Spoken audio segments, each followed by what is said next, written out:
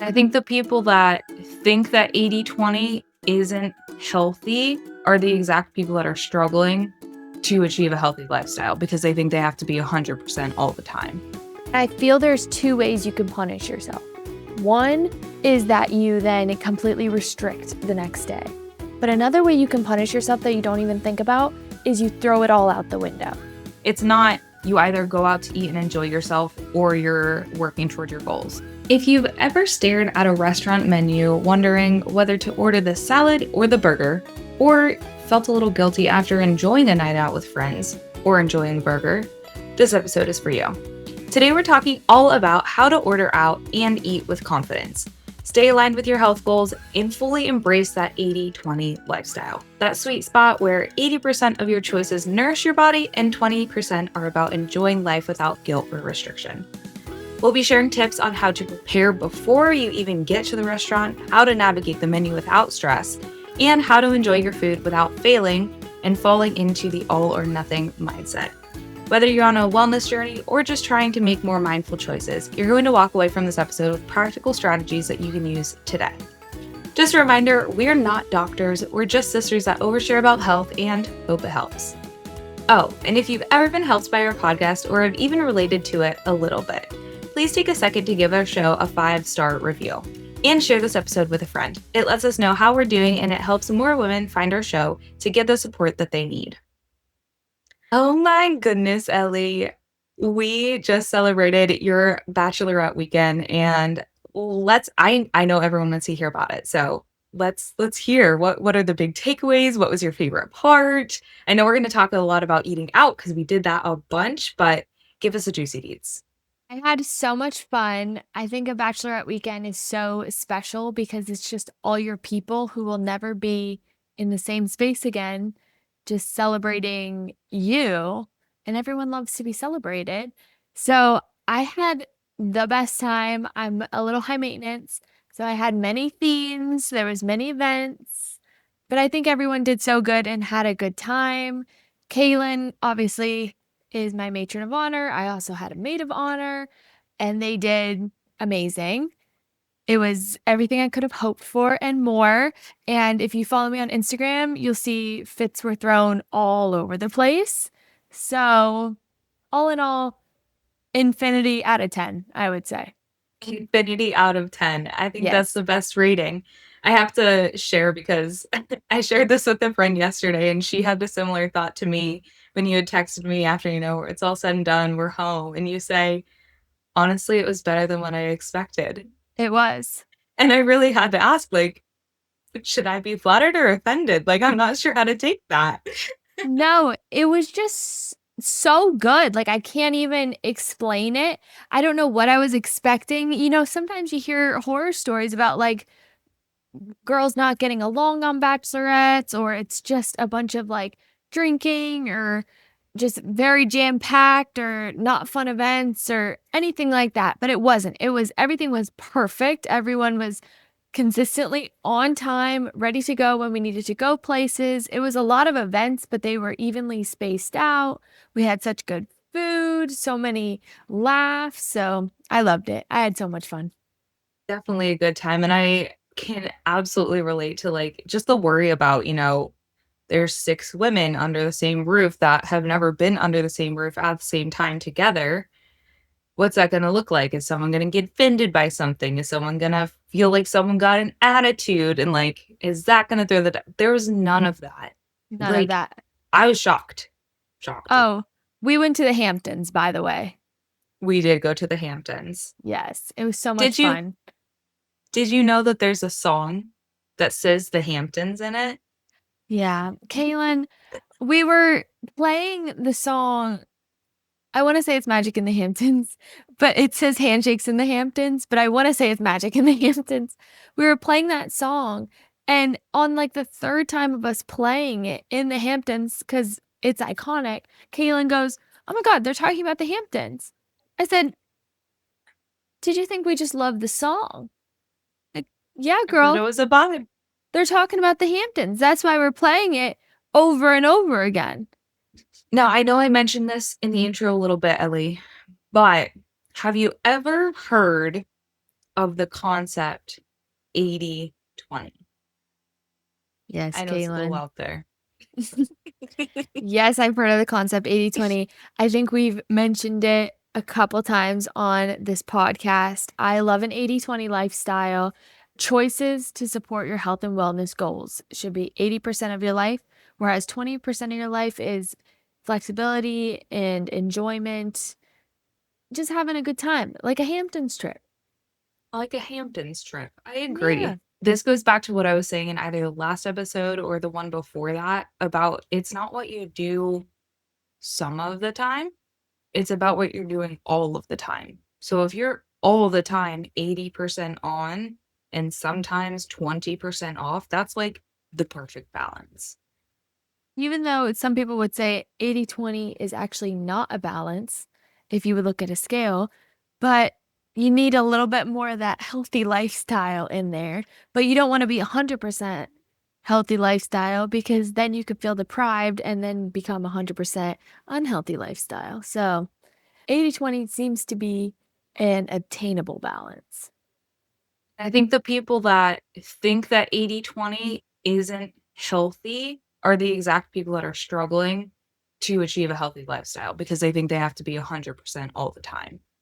And it's Yeah. not that you have to be 100% all the time, it's that you need to have the flexibility and build that in because if we were doing things 100% to only be healthy all the time, like, we would not be happy humans. It would be boring, our food would be boring. I mean, there would be ways that we can make it less boring, but imagine not enjoying a piece of cake for your birthday because you have to be Yeah. on 100% of the time. Like, it's just not enjoyable. All right. So we're talking about eating out today, which I do love to eat out, but it is a slippery slope. Now, the issues with eating out are, for one, the portion size in America is crazy, crazy. The peer pressure of like, what's everyone ordering at the table? What are we getting? Like, and then obviously very indulgent foods that you're getting an extremely large portion of, and you're paying for it right there and then. So that could bring into like an all or nothing mindset of, I'm about to pay for this extremely large portion that I just got. I want to eat it hot and fresh and as best as it can be right exactly now. So, and I get it. I've been there. But there are some things that you can kind of do to make it not as hard on yourself when you go out. And that's what we're going to talk about today.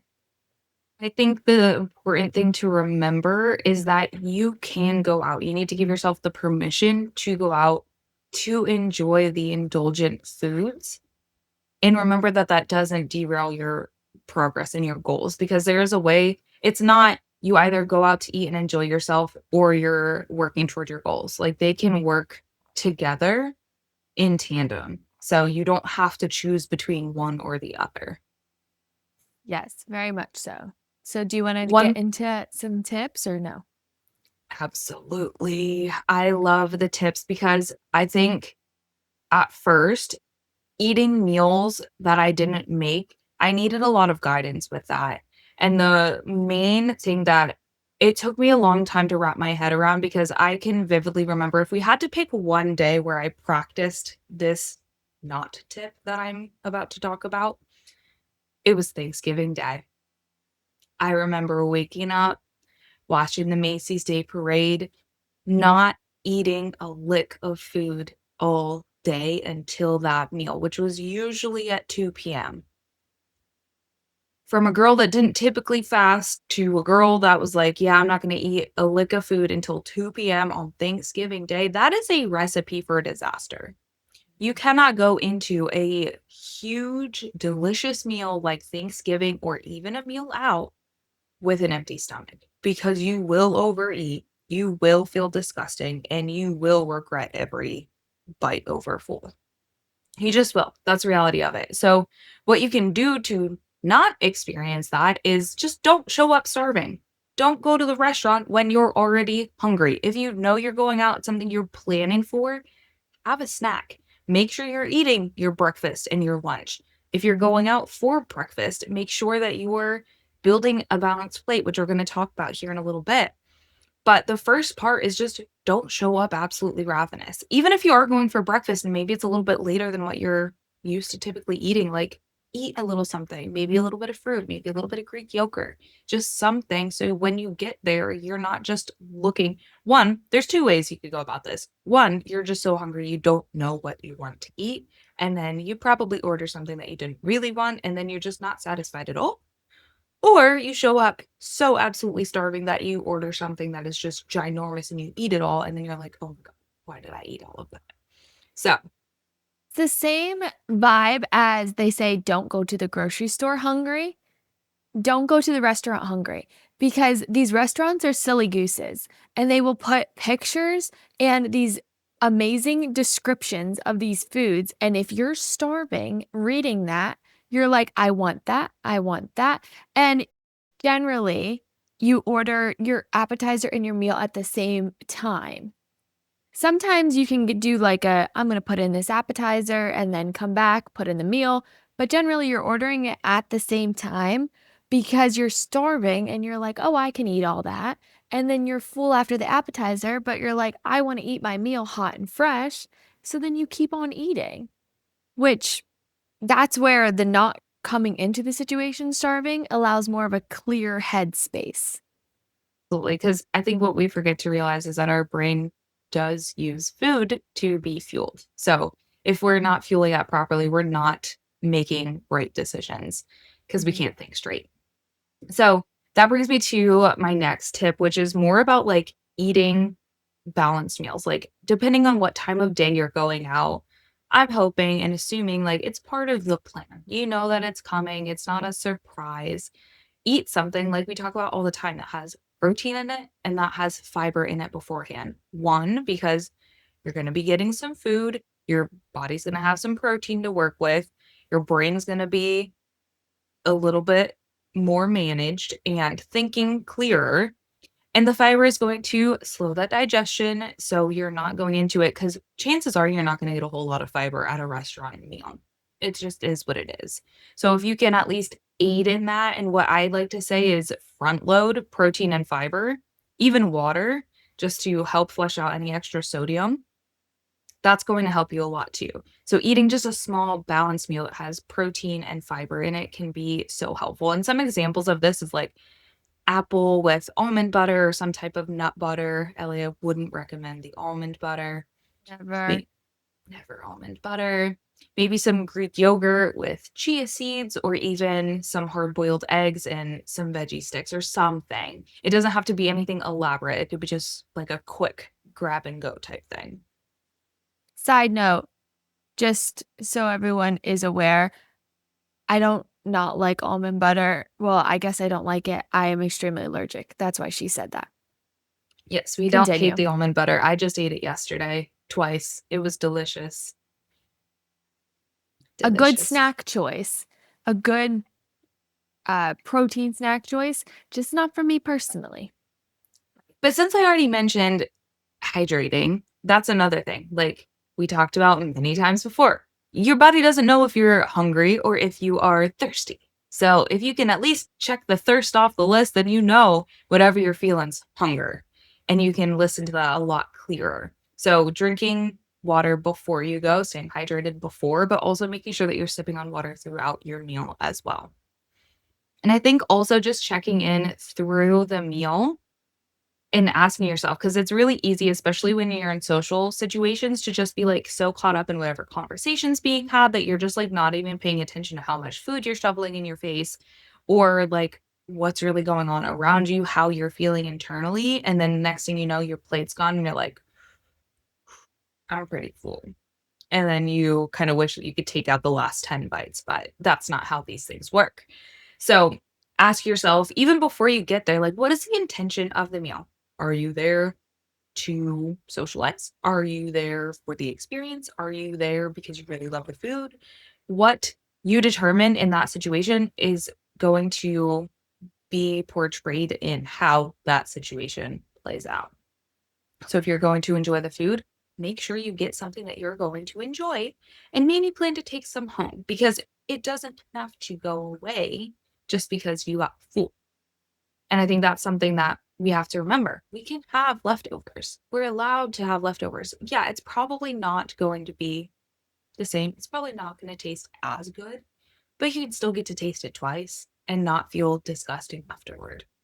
If you're someone that does not like leftovers like me, I do not like leftovers at all. Certain things, yes, but make sure you are sitting down at that table and enjoying your food hot and ready and not just shoveling it into your mouth as fast as you can to enjoy it. Actually enjoy it and then become full and stop.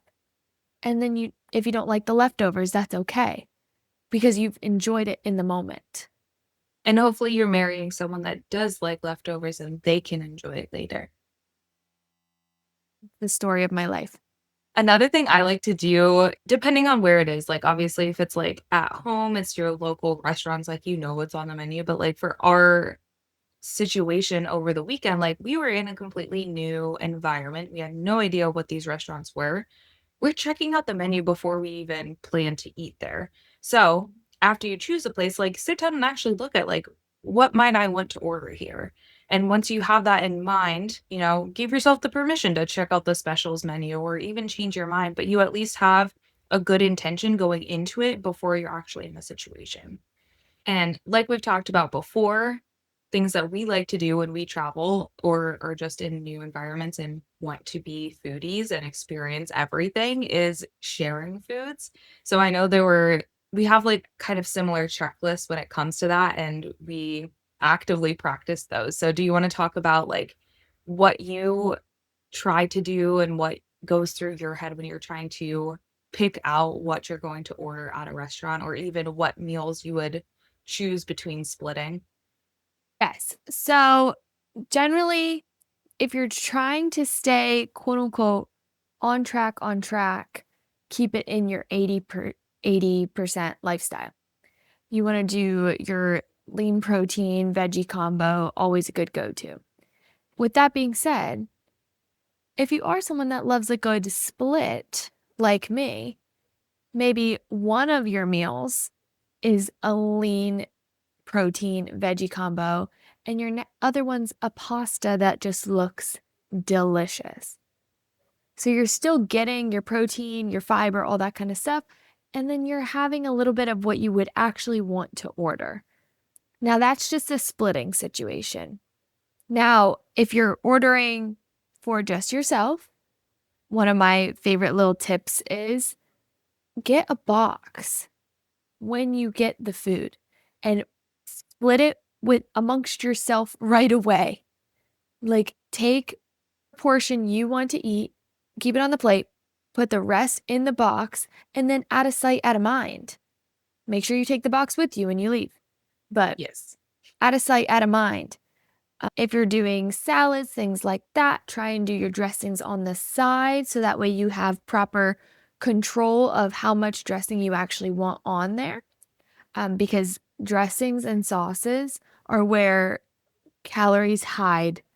They really are. And oils and inflammatory things, they're always hiding in those sauces and dressings, even when you think you're doing a good thing, like getting a quote unquote good thing, like getting a salad. Don't be afraid to customize a meal.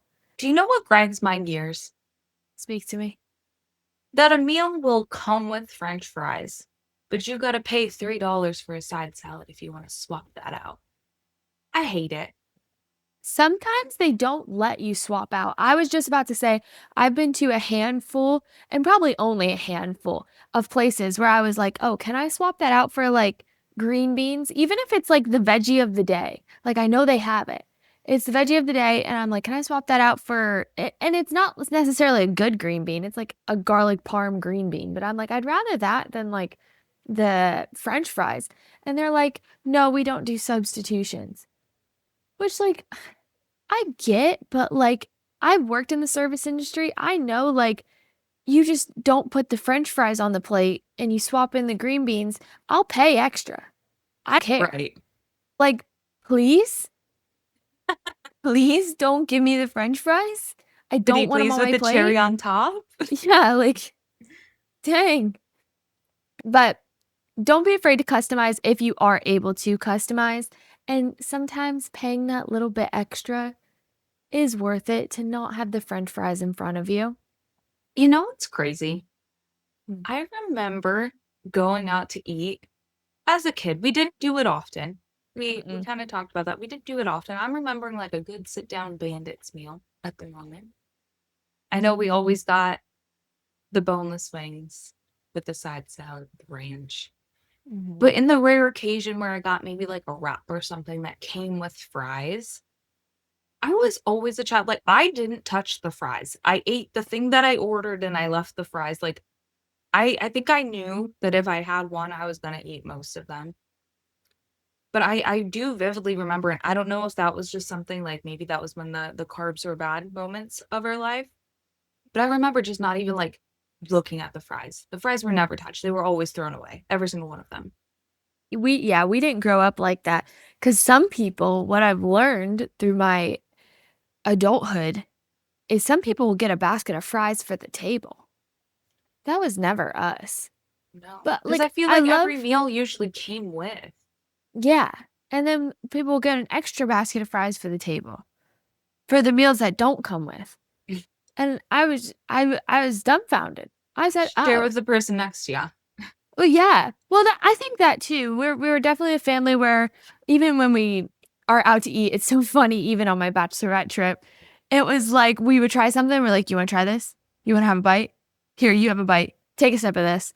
Like, Yep. I we love to intermingle foods. Someone who's like, "I can't eat off of someone else's plate," could never be me. Don't come out to eat with me. I'm No. And I feel like for the longest time, I was always this is something that I expanded my knowledge and my experience, like, once I was with my husband and his family, because like, they were definitely like, "Eat off of your plate." Like, don't even ask permission, like, just reaching over the table, and I'm like, "Whoa, okay," like, we never did that. Mhm. We did But ask. I get, "Help yourself, Oh, please, yeah. try it." Now, just completely different. I'm like, "Can I try that?" No, yeah. If you're sitting at my table, I feel as if I have permission to be like, "Oh, that looks good." But I'm never it depends on who I'm at the table with.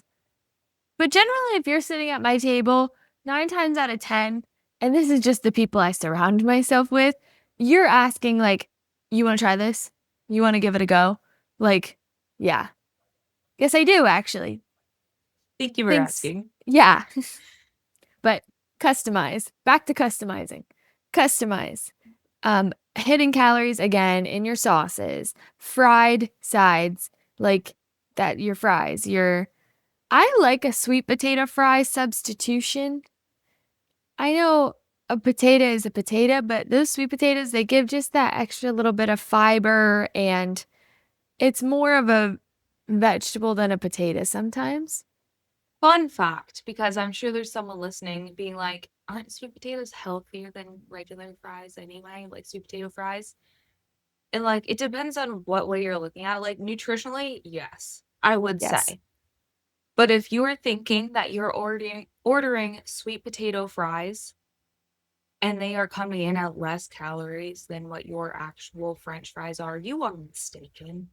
Mhm. They are just as calorically dense, if not more calorically dense, than a regular French fry. But that doesn't mean you shouldn't order them. You're going to get more No. bang for your buck if you're ordering some sweet potato fries versus a regular potato, if you're going to eat fries. And if you enjoy them, Absolutely. enjoy them. Absolutely, but don't think you're, like, ordering green beans instead of french fries. You're not. You're No. still ordering a fry of a kind. You're just getting the nutrients. I like that. Mm. A big thing, which we were never this growing up, your sugary drinks, which we were never what do they call them? Like, appetizer soda families? We were always generally water and entree families. The one thing we did do, because we didn't eat out often, Mhm. the raspberry tea, or at least I did.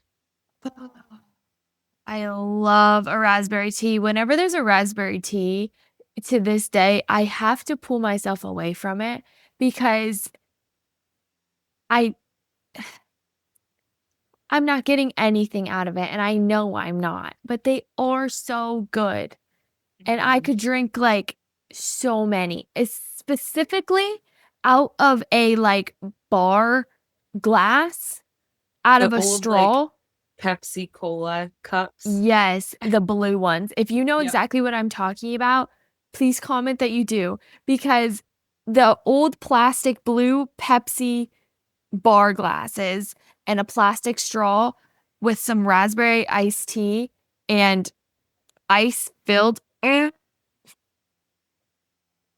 delicious. I have to That was pull our myself. treat. Yeah, I have to pull Simmer myself down. back. Yes. But I love that. But watch your sugary drinks when you're out. You're already getting huge portions. You're already getting oils and high caloric things.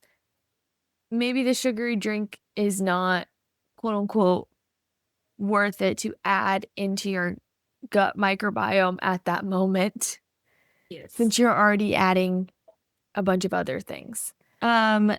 Alcohol. Hmm. Now, here's the thing. I used to be a big drink with dinner person. I'm not so much anymore. Watch your alcohol, girls. Watch it. Because I don't know if you've ever been to these places and looked over at the little calories of that alcohol. Sometimes you're adding 200 to 400 calories onto your meal with that one drink. I know the margaritas at some places, wowza.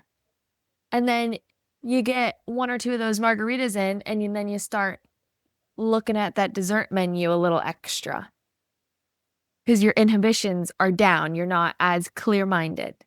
Need to mention something because, and maybe I heard it wrong, but I don't think I did. So I just want to kind of like PSA because I know your kind of like go-to drink is tequila water with lime, correct? Yes. Okay. Because I overheard someone, and I don't remember who it was, so I won't point fingers. There's only a select few that it could have been. But someone had said something about no calories. There's no calories in that drink. And in my head, I'm like, honey, alcohol is calories. What do you mean? It's empty calories. Yeah. It's empty calories. It does absolutely nothing for you. It does more damage than it does good. But those are still Mhm. calories. And just quick little side note on the whole like calorie thing. Like fats are heavily caloric because there are 9 calories in every gram of fat. Protein, carbs, there are 4 calories per gram. Alcohol, there are still 7 calories per gram of alcohol.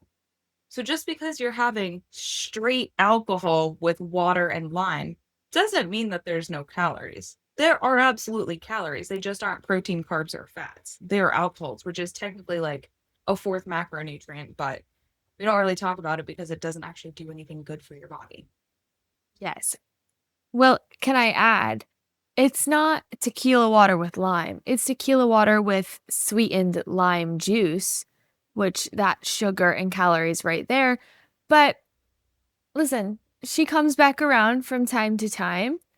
I I love to see her leave as well, because in my mind, mixing the tequila with the water, you're hydrated. You're probably not, but it is better than mixing the tequila with like pineapple juice, or and then adding the sweet and lime juice, and then maybe adding a splash of cranberry, and then you're having a good time.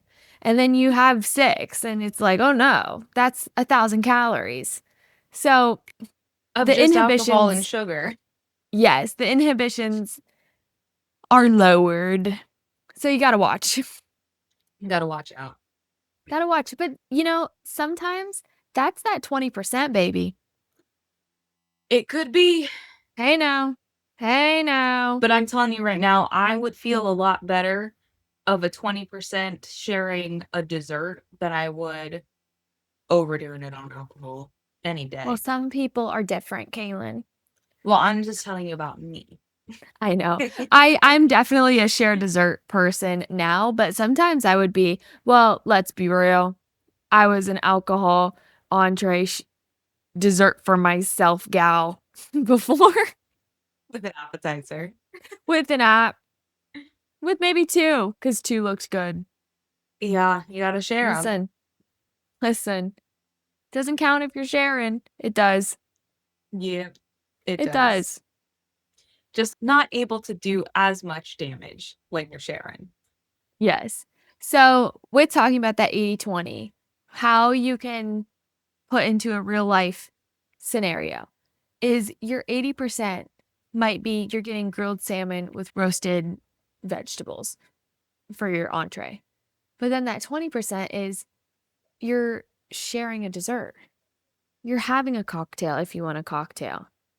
But both can exist within the same space with an 80/20 mindset. And I think also one thing for my clients that can be helpful for people that do enjoy alcohol. I would say a majority of my clients don't. And maybe that's just because of me and what I talk about. And that's kind of like the people that are attracted to my content, my coaching.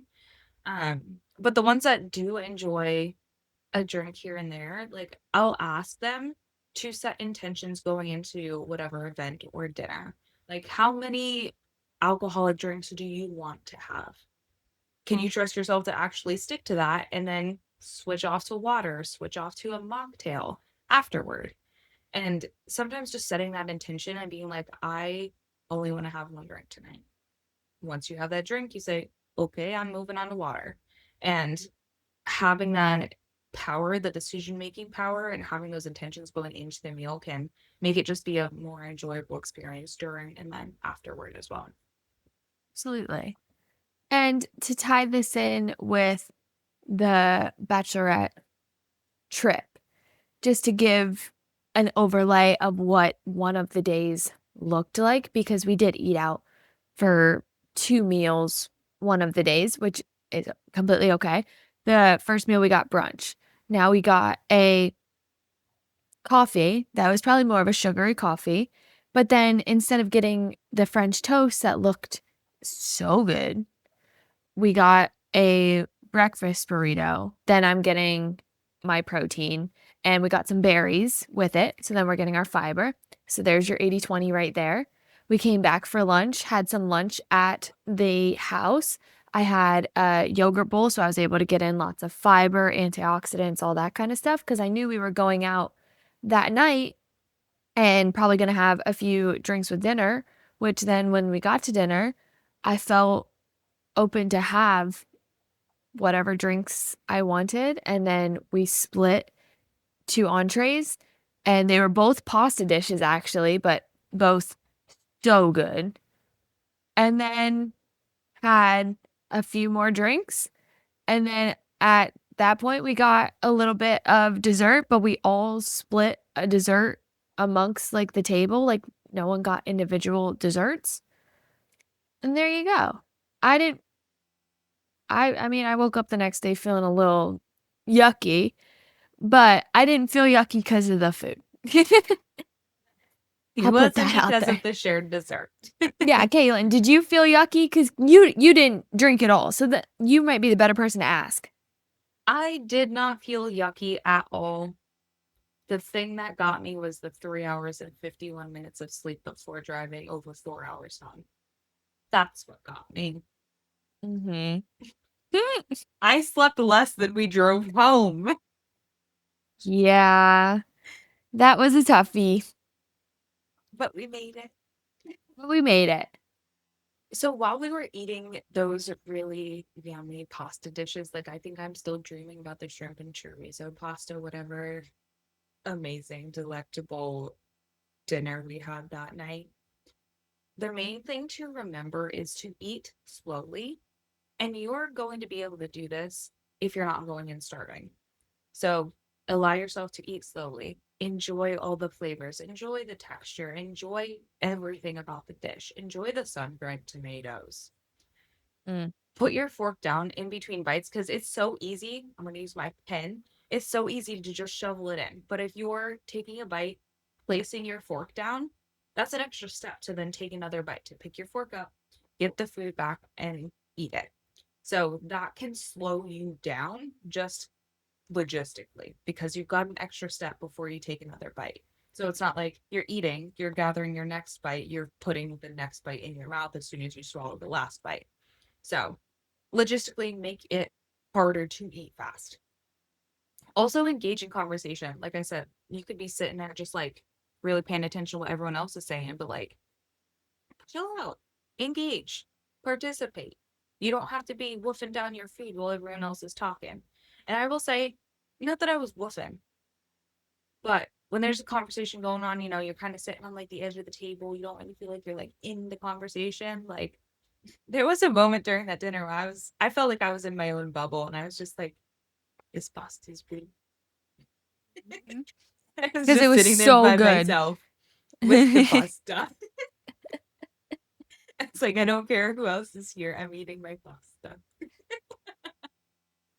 But I enjoyed it. Absolutely.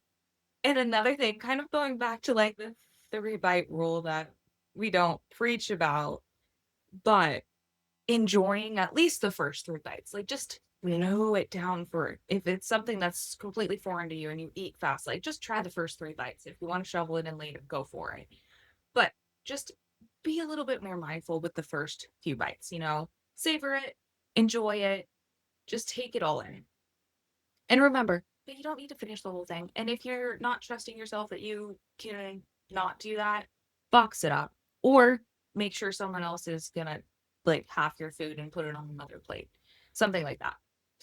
And then making sure that you're stopping before you're stuffed.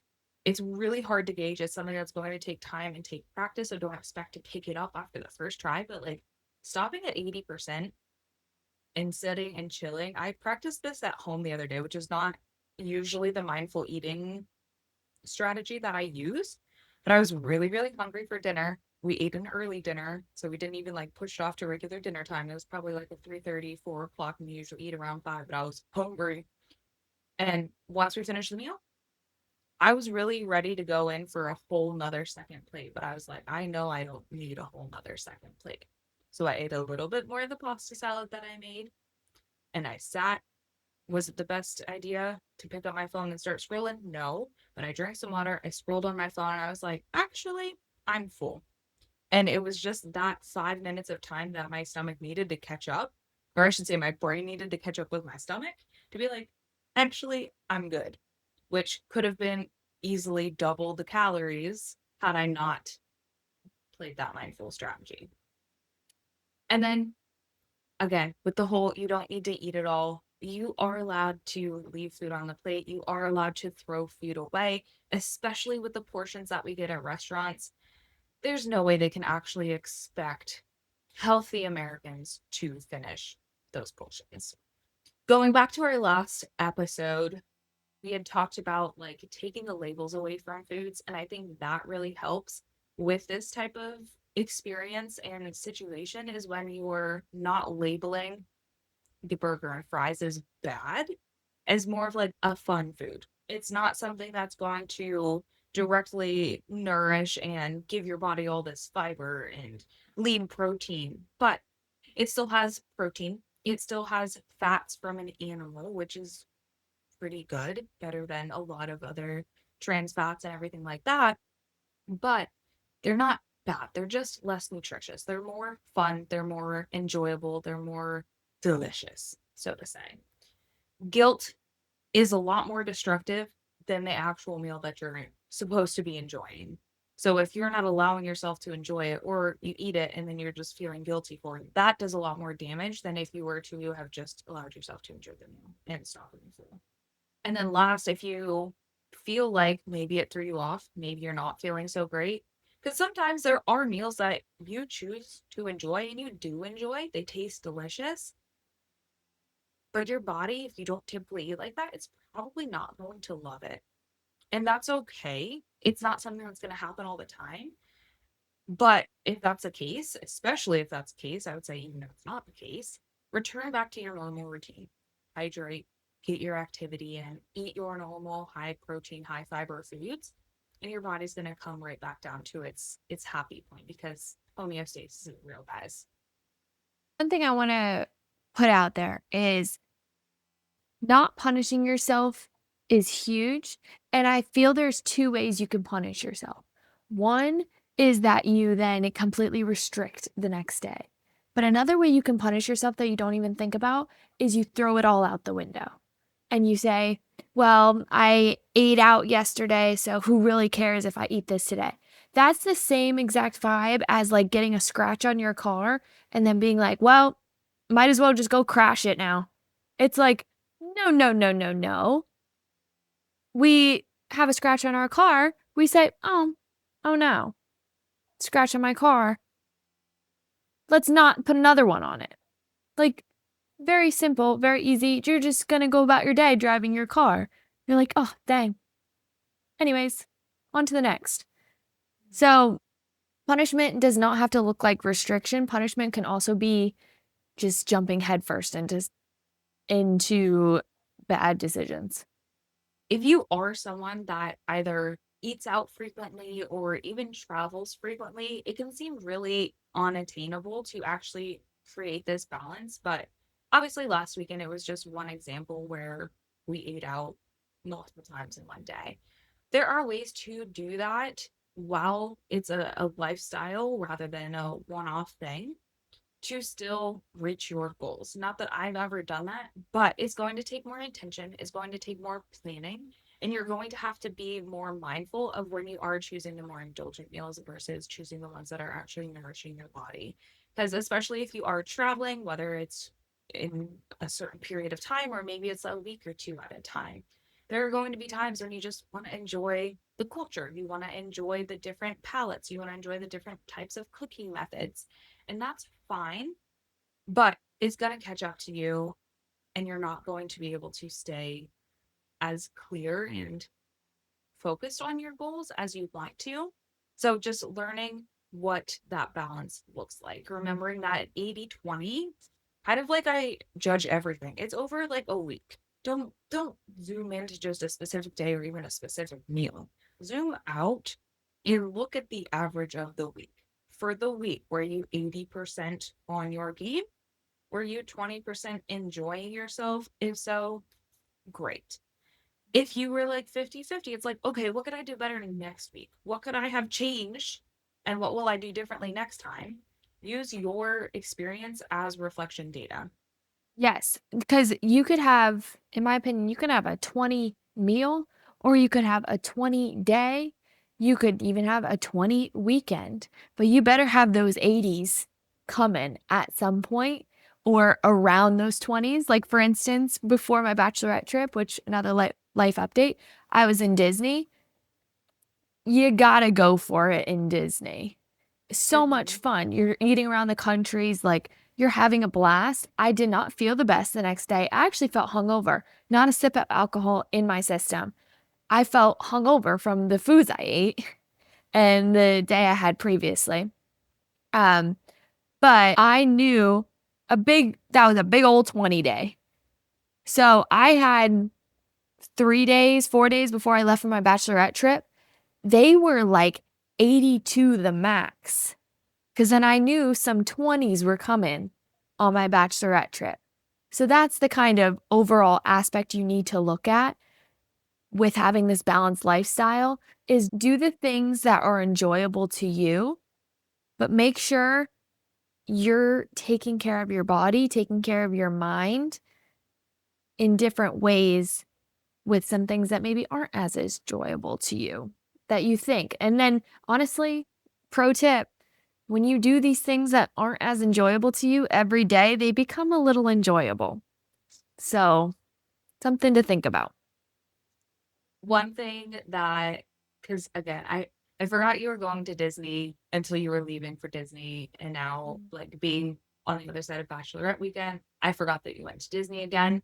So if you're open to sharing, because I know we kind of like to share about these things after travel, when you weighed yourself the first time after that week, did it shock you? Were you like, oh my God, the world's ending? Like, how did you feel?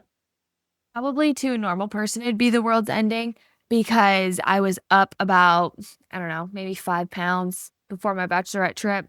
By the time I went on my bachelorette trip, back down to whatever, it's just water.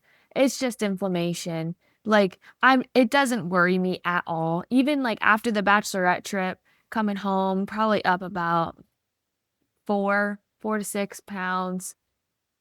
Yeah. And that included like a day of drinking. And now I'm fine. I'm back to Right. it. And we've been back for, I don't know, 3 days, 4 days. Mhm. Yeah. I hindsight being 2020, like I don't think I would have changed anything, but I have to admit, like I didn't feel as great coming home from this trip. And I do know that there were times that I ate foods when I wasn't really hungry. It was just because like everyone else was doing it. Mhm. Um, so I definitely didn't feel great upon returning home, but the scale's up like 3 pounds. I'm like, that's nothing. Like that could have happened overnight from eating a meal out. Like that was 4 days of being out of the norm. That was 4 days of travel. That was 4 days of a new environment on the road. And like that's less than a pound a day. And I went right back down the next day. So I didn't say it's not real. It's not real weight gain. It's just inflammation. All right. So reel it back in to recap. Going out to eat is not the devil. You can do it, babes. I believe in you. You can enjoy eating out and stay on track, of course. You just have to plan ahead, eat mindfully, let go of guilt. Whatever happens, happens. We move on and we do better. The 80/20 rule, not only with eating out, but in lifestyle in general, should always be practiced. You should always be thinking about, oh, if this is my 20, where is my 80 coming from? When am I going to do my 80? Which vice versa. If you're like 80, 80, 80 for like a whole week, you're like, maybe I'll go do a 20, whatever. Like, you gotta have fun. You have to live life. You have to enjoy life. You do not want to be on a restrictive, evil diet that makes you sad. if you are looking for more support in creating a sustainable health and wellness routine that fits your lifestyle, fitting in that 80, fitting in that 20, including nights out, including social events, bachelorette weekends, real life situations, one-on-one coaching might be a great next step for you. I help women find balance without obsession. If you're wanting to have kids someday, this might be the right opportunity for you. If it sounds like what you need, check the show notes for a link to apply or to just book a free clarity call with me. No strings attached, no pressure. Just want to point you in the right next direction.